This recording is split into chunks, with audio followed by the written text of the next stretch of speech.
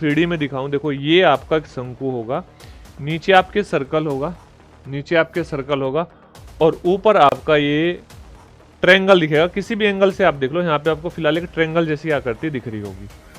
Done है बातें।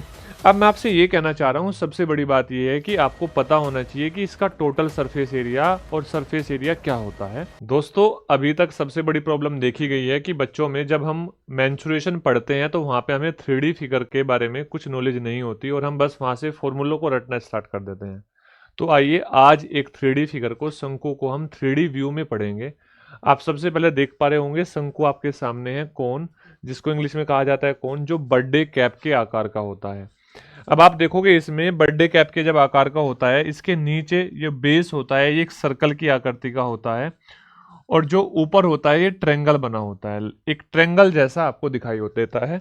अगर मैं इसको 3D में दिखाऊं, देखो ये आपका एक शंकु होगा, नीचे आपके सर्कल होगा, नीचे आपके सर्कल होगा और ऊपर आपका ये ट्रायंगल दिखेगा। किसी भी एंगल से आप देख लो, यहाँ पे आपको फिलहाल एक ट्रायंगल जैसी आकृति दिख रही होगी। डन है बातें। अब मैं आपसे ये कहना चाह रहा हूँ, सबसे बड़ी बात ये है कि आपको पता होना चाहिए कि इसका टोटल सरफेस एरिया और सरफेस एरिया क्या होता है। अगर मैं बोलूँ ये ग्रीन पार्ट है, इसमें ऊपर वाला हिस्सा है जिसको हम ऊपर से, जैसे हम आइसक्रीम को पकड़ते हैं ना, उस तरीके से जो ऊपर वाले हिस्से को हम पकड़ते हैं वो इसका कर्व सरफेस एरिया होता है, वक्र पृष्ठीय क्षेत्रफल होता है या सतही क्षेत्रफल कहलाते हैं। अगर हम उस सतही क्षेत्रफल में इस बेस वाले, इस वाले एरिया को भी जोड़ दे तो इसका टोटल सरफेस एरिया आ जाता है। तो अगर हम सतही क्षेत्रफल में बेस वाले एरिया को भी जोड़ दे तो इसका टोटल सरफेस एरिया आ जाता है।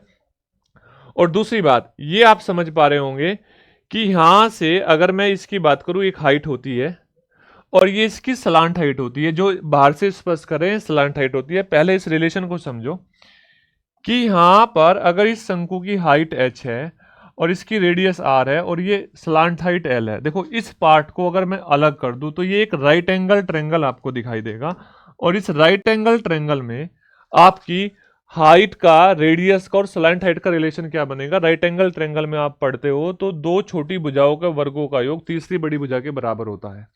तो यहाँ पे सबसे बड़ी होगी स्लांट हाइट का स्क्वायर रेडियस और हाइट के स्क्वायर के बराबर होता है। एक तो ये रिलेशन आपको पता होना चाहिए। दूसरा आपको क्या पता होना चाहिए कि सर इसका टोटल सरफेस एरिया या कर्व सरफेस एरिया कैसे निकालते हैं।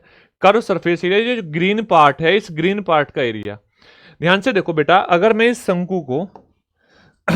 शंकु को यहां से कट लगा दूं तो जैसे मैं कट लगा के ओपन करूंगा ये आपको कुछ ऐसी आकृति दिखाई देगी,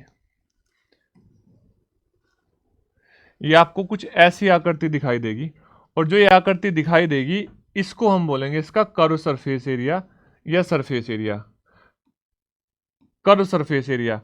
अब आपने जो मेंस्ट्रुएशन 2D में इस पार्ट का आपका क्या निकालना सीखा होगा, आपने इस पार्ट का एरिया निकालना सीखा होगा। अब इस पार्ट का एरिया मैं आपको डायरेक्ट लिख रहा हूं, इसका एरिया क्या होगा, इसका एरिया होगा पाई आर एल, यानी कि जब भी आपको कर्व सरफेस एरिया निकालना है तो ये पाई आर एल निकालना है।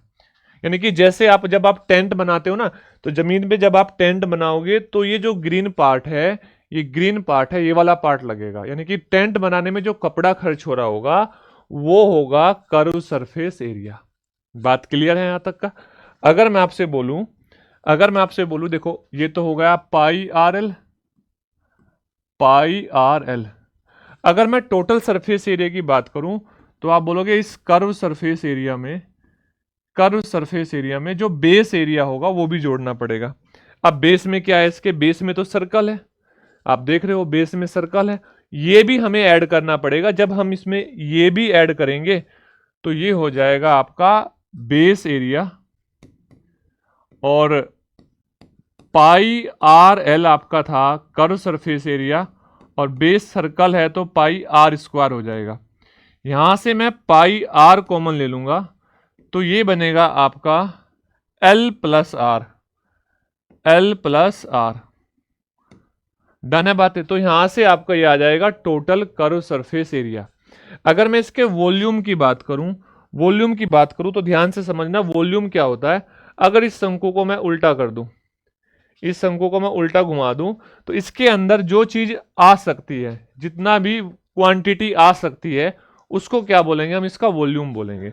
और उसके वॉल्यूम का फॉर्मूला होता है, ध्यान से समझना, 1/3 बेस एरिया इंटू हाइट। अब देखो ध्यान से, यहां पर अगर मैं आपसे बोलूं बेस एरिया क्या है, 1/3, बेस एरिया क्या होता है पाई आर स्क्वायर, और हाइट होती है h, तो यानी कि इसका जो वॉल्यूम होगा बेस एरिया इंटू हाइट हो जाएगा, 1/3 बेस एरिया इंटू हाइट। उम्मीद करता हूं यहां से सभी बच्चों के शंकु की 3D इमेज देखने के बाद में क्लियर हुआ होगा टोटल सरफेस एरिया क्या होता है, आपका कर्व सरफेस एरिया क्या होता है, या फिर हाइट, रेडियस और आपकी सलांट हाइट में रिलेशन क्या होता है। तो मिलते हैं नेक्स्ट वीडियो में, तब तक के लिए टाटा बाय बाय, जय हिंद जय भारत।